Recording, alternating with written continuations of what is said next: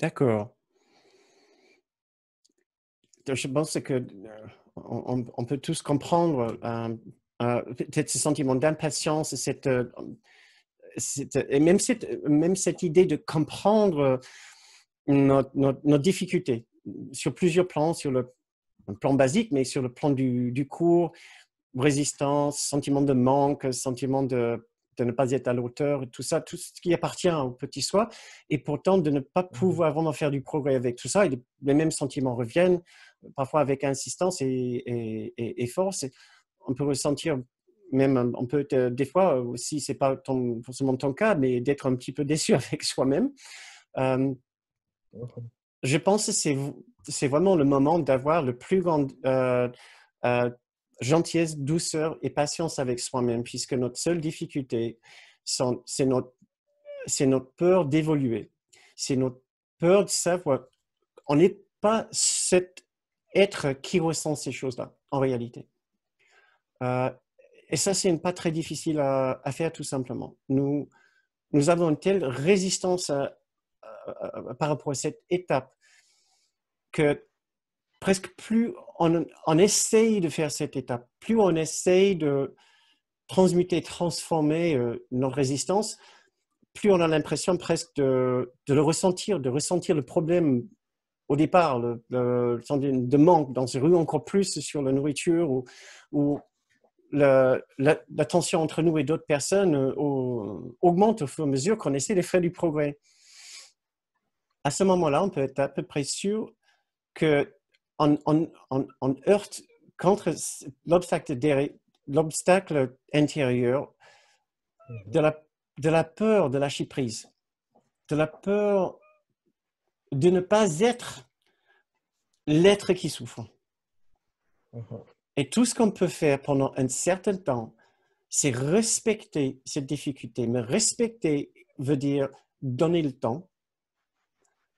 Et il y a quelque chose d'absolument fondamental et magique et transformateur dans le fait de donner le temps.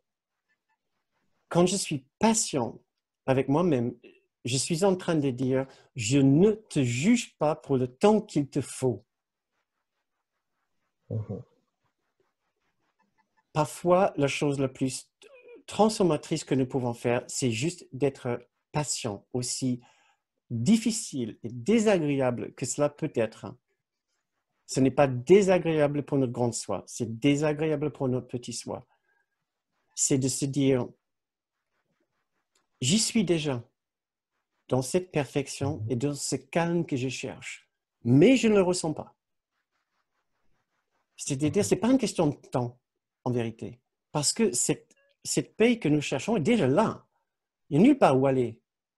Il n'y a aucun Mmh. instant qui est différent de celui-là.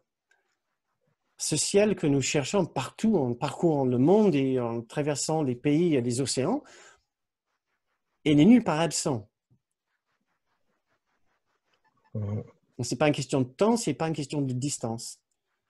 C'est une question, c'est une question de l'obstacle intérieur, et c'est tout. Et cet obstacle intérieur va fondre et va disparaître au moment dû. On ne peut pas le forcer et on ne peut pas le précipiter. Plus on essaie de forcer et d'avancer, plus on est en train de dire, là où je suis n'est pas bon. Donc, la seule partie de moi qui peut estimer que c'est pas bon, c'est le petit soi. Presque, Mmh. plus je fais d'efforts, plus je m'enracine dans le petit soi. Mais il faut presque que je devienne extrêmement confortable avec là où je suis et avec ma difficulté, et de m'entourer, de m'embrasser, de me prendre dans mes propres mains, dans mes bras, et d'imaginer des bras de mon grand soi autour de moi, dire, tu peux être là, tu peux rester là, tu peux même être imparfait, le temps qu'il faut. Mmh. Et d'essayer de ressentir cet amour absolument immense pour toi, avec ta difficulté, avec ta faiblesse et avec tes imperfections, avec cette imperfection. Pourquoi, pourquoi exiger que ton régime alimentaire corresponde au régime alimentaire de notre personne? Mmh. Peut-être le problème n'est pas ce que tu manges, mais comment tu le manges.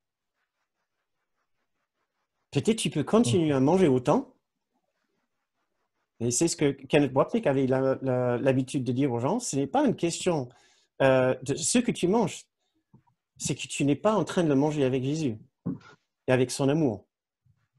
Tu le manges avec l'amour de ton grand soi et de Jésus, du Saint-Esprit, de Dieu, des archanges, de qui tu veux, mais une présence d'un amour tellement, tellement immense que tu ne peux pas, tu ne veux plus échapper à leur amour.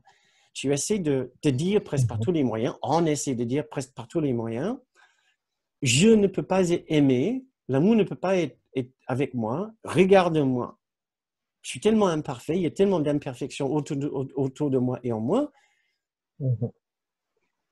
Voilà, regarde ce que j'ai mangé. Je suis tellement imparfait, comment tu veux que l'amour soit avec moi? Regarde ce que je viens de dire à mon épouse, à mon enfant, et à ma maman, à mon père. Mais comment tu veux que l'amour soit avec moi, que je sois aimé par un quelconque grande soi, Jésus ou autre? Mais non, c'est justement là, la perfection de cet amour. Il nous dit, cet amour-là nous dit, regarde-moi et essaie de voir si je te condamne. Mais on ne regarde pas. C'est ça le problème. On juge, on dit, ben voilà, l'amour ne peut pas m'aimer, l'amour ne peut pas être avec moi, sans avoir demandé l'avis de l'amour. Donc, malheureusement, Nico, il n'y a pas une solution miracle. La solution miracle, le miracle ici, c'est de ne pas attendre un miracle, mais c'est d'embrasser, d'attendre la patience. Mais avec légèreté, on attend la patience avec une patience tellement profonde et tellement immense que tu veux que cette patience inonde pas simplement ta vie, mais la vie de tes êtres chers, de tes bien-aimés, et qui dit, toi aussi, tu peux être imparfait, tu peux être imparfaite, tu peux prendre le temps qu'il te faut pour faire ton chemin. Ce monde peut prendre le temps qu'il faut. Cette société, les gouvernants de cette société, ils peuvent prendre le temps qu'il leur faut pour devenir parfaits. Il n'y a rien qui presse. Je ne sais pas si ça te donne quelques idées.